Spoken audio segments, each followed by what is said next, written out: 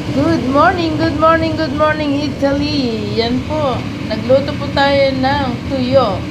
Pinuputol-putol ko po guys at dahil para mabilis siyang maluto at maging malutong kaagad-agad. Yan, red rice guys with pandan at mani na nilaga. Sariwang mani yan guys na nilaga. So yun po ang ating breakfast for today.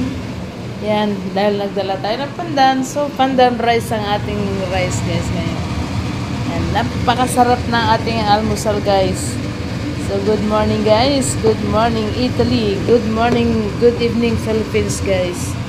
Yan, masarap po ang ating kakainin ngayong araw na ito. Putol-putol ko guys dahil ang pagluluto ko ng tuyo dito, pinapakulo ko muna ang tubig,